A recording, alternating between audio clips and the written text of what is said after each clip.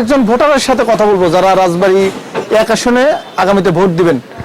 আমরা একটু জানতে চাই, এই যে সামনে তো নির্বাচন, এই নির্বাচন কেমন হবে বলে আপনি প্রত্যাশা করেন?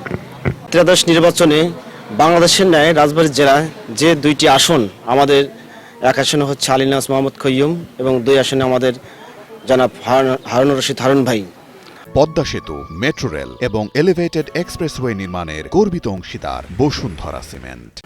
চিন্তা করে দেখছি যে এবং অর্গানাইজ করে দেখেছি যে এক আসনে ধানের শীষের প্রার্থী আলিনাস মোহাম্মদ খৈয়ুম ভাই এগিয়ে আছে এবং 2 আসনে আমাদের হারুন ভাই এগিয়ে আছে।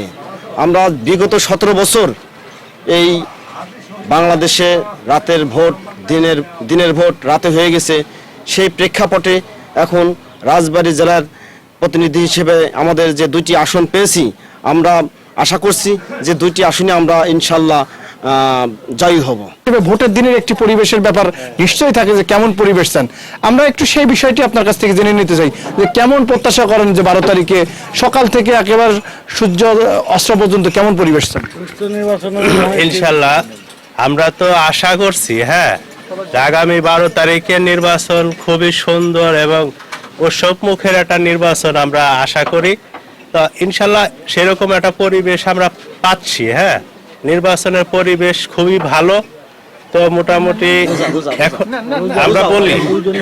আমরা মানে এতটুকু আশা করতে পারি যে সামনের নির্বাচন, ধরেন বর্তমানে আওয়ামী লীগ নাই, বিগত দিনে আওয়ামী লীগ সরকার 15 বছর 16 বছর ছিল রাজবাড়ী জেলায়।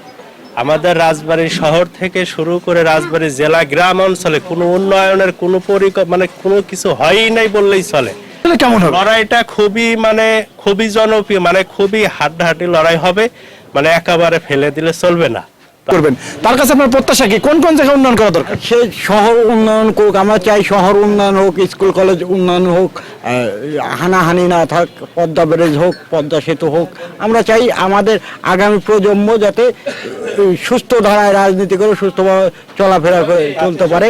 রাজবাড়ির স্বাস্থ্য সেবাটা একটু বিশেষ করে স্বাস্থ্য সেবাটা আমাদের খুবই খারাপ, লাজুক অবস্থা আমাদের। আমরা তো সবসময়ের জন্য চা দেই, চা সব এইসবই খৈয়মের দাড়ি পাল্লার এইসবই আলোচনা হয়। চায়ের কাপে ভোটের গরম। আমরা রাজবাড়ী এক আসনে ঠিক পদ্মা নদীর তীরবর্তী একটি জায়গায় একটি জনপ্রিয় চায়ের দোকানে এখানে ছিলাম।